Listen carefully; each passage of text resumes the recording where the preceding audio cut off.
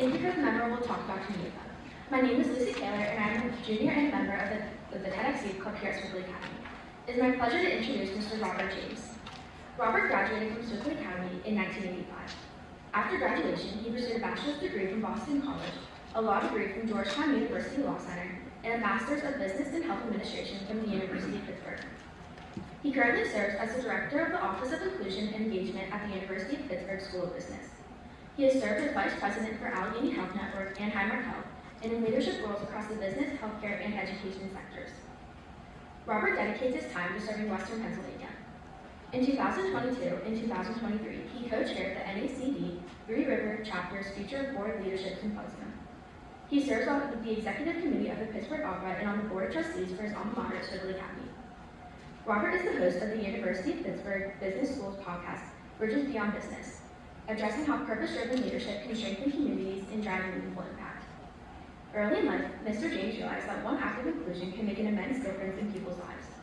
These early formative experiences shaped Robert's outlook on life and attitude towards service as he realized that service makes a real difference in others' lives.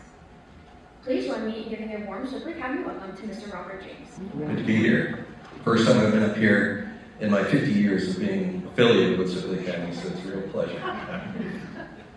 I've learned that people will forget what you said, people will forget what you did, but people will never forget the way you made them feel.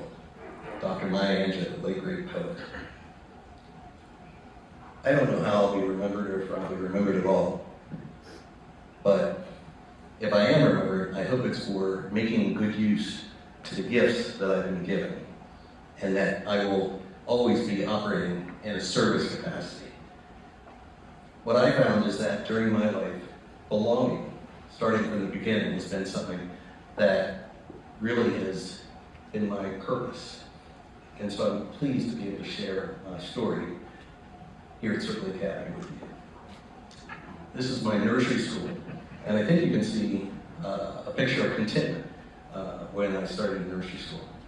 And it was a very interesting time. You can see my class. I started nursery school, it was either 1971 or 1972. As you get older, I'm not quite sure how long, maybe John Zimmerman can correct me, but I believe it was 1971, which was just 72. We'll think that after. I believe it was just 3.5 years or so after the assassination of Dr. Martin Luther King. So it was a pretty significant time in terms of divide, in terms of strife, in terms of change. And you can see from my picture that I looked a little different than most. And what I found was that our communities were really divided. And so on one hand, on the outside of Swickley Academy, I saw separate communities, separate neighborhoods, separate schools, people worshiping separately, people socializing separately, people being part of separate social organizations. And so it was really something that, as a child, you would feel. You could see that there were differences, and you didn't quite understand why. Your parents would try to explain to you certain things, but you weren't entirely clear. But I, through the good fortune of my parents, my father was the first black physician at Swickley Valley Hospital in the early 70s, and as a physician, he afforded me the opportunity to come to Swickley Academy with my mother. And so I'm forever grateful that he allowed me to be in such a privileged environment, an environment where educational excellence was everything, and that was what they wanted to see. They wanted to see that my brother and I, class 82, Edward, could be in the best environment when it came to educational excellence that we could be, just as today. Mrs. Cavalier can attest to that. You see her in the audience. Jim Cavalier at Senior School. And so I wanted to talk about a few people who really shaped my life. Headmaster Cliff Nichols. These are people I hope that you'll get to learn more about, but Headmaster Cliff Nichols was head of our senior high. And Mr. Nichols, every day, despite what was happening on the outside and the divide that I would see in the communities, every day our head of school would meet me in the lower school, and everyone, no matter what their background, who they worshiped, who they loved, he met everybody with a warm smile. Hi, Bobby. Good to see you today. And he made you feel like $1 million. And he made you feel seen. He made you feel acknowledged. He made you feel welcome. And this was the top. This is the head of the school who would see you, greet you by your first name during times when it might not be the same on the outside. People might not look at you the same as he did. I have to acknowledge my favorite teacher, Mrs. Nichols, Mrs. Mary Nichols. And so Mrs. Mary Nichols similarly had a way of addressing all of us as her dolls. Anybody who knows Mrs. Nichols knows that if you were a student, you were one of her dolls. That was a privileged category. Not everybody could be a doll. And so that made me, as a student, feel special. And you didn't feel any different because you were all special in her eyes. And it continues that way on social media. If I were to post today, she would acknowledge with a comment about, good to see you, doll. And so those are things that affected the way I felt about my environment. And I have to acknowledge Mr. Stan Partenheimer. So anyone who is in the room who is aware of Mr. Partenheimer, he was our athletic director. And so Mr. Partenheimer really was someone who shaped my values in a very core way. He was a principled man, gentleman's gentleman, personified gentleman. See him in the dictionary if you looked up gentleman. And he had a vision for our athletic department where we would be a team, we would be a collective together. We would win or lose together. And so it was very frustrating to some of us because it could be ninth inning, 2 outs. You could put in any hitter that you wanted to. And if somebody had not played, and even if they were not the best person, the most skilled, he would ensure that that person had an opportunity to get back. And if that meant losing, we would lose together. And we'd be mad as heck, Mr. Partenheimer. It's like, what in the world is he thinking? Why would he do that? He doesn't want to win, but you know what? It wasn't all about winning. It was about ensuring that everybody had a chance to play, that everybody had a chance to participate, that everyone felt a sense of belonging. And those were very, very important principles that maybe it took decades to realize what he was getting at.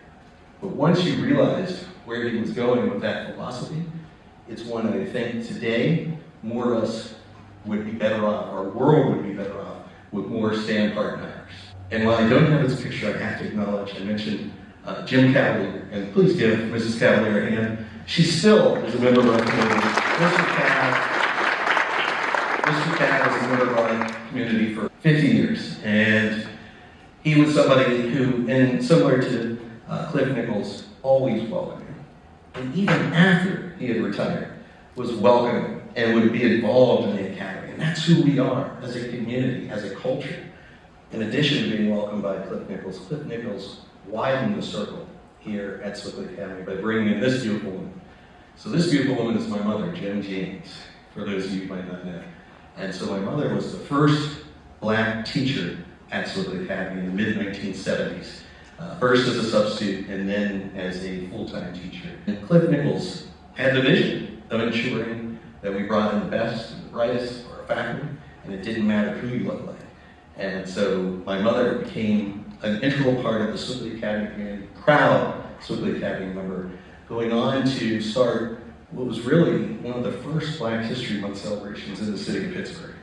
And first it started here at Swickley Academy, but then it became a citywide event, very community-related event, the TEDx event. This reminds me of the Black History Month program because it involves the community, it involves people coming together.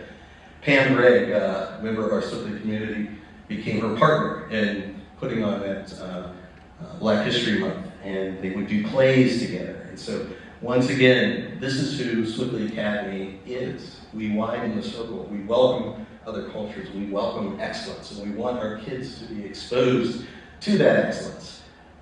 And of course, she always protected me and made sure that I wasn't getting in trouble. So The Alchemist. Who's read The Alchemist? Excellent. All right. Yeah. So The Alchemist is really my favorite book. That's the book that changed my life. The Alchemist changed my life because it made me more aware of my purpose, of my why. And I always envisioned being that vice president, making a lot of money, and just doing all the things, having all the things that I might not have had growing up. was a lawyer practicing in a law firm, and my mentor, I think he could see I was a little restless and maybe not aligned with my purpose, and he had me read The Alchemist. And I read it and I'm like, oh my gosh, I'm in the wrong profession. I was practicing law in a law firm and 15 years in, and suddenly I realized I had to make some changes. And so I changed and began to be on a course to align my purpose with what I did by day and what I was already doing by night. And so that's when I connected belonging, my passion, ensuring that everybody feels that they belong, with what I do by day and what I do by night through the learnings of The Alchemist. And that's what I do every day. That's my purpose. And that's what enables me to be in service all the time. Day, night, 24 hours a day, 7 days a week. I get to achieve my purpose. And achieving purpose is important, especially when it comes to belonging, because a community, which Swickley Academy is, a community is when a group and its members feel that they belong. That's when you have a real community. They have to feel that they belong. And so, this is 35 years in now. And fortunately, we have Dr. Sauer. I don't know if she's here today, but we have John Zimmerman, my class of 85 classmate. And John is a host of our reunions often. And so he hosted our 35th reunion. And, you know, due to the feeling that we had of the community and the foundation that was laid during our years at the Academy, the Cliff Nichols, the teachings of Mary Nichols, the Jim Cavaliers, the Joan Jameses. Because of that, we have a bond that is unbreakable. So when we get together, we say, this is, I don't know, maybe 3 a.m. And of course I was upset that we couldn't go all night because we shared our challenges, we shared our opportunities, we shared our pains, we talked about our kids, we talked about where we want to go, what are we doing. And so there are no barriers, there are no obstacles as a result of having that sense of belonging, that sense of community that I want everybody in this room to have. I love to share, this is just 2 weeks ago.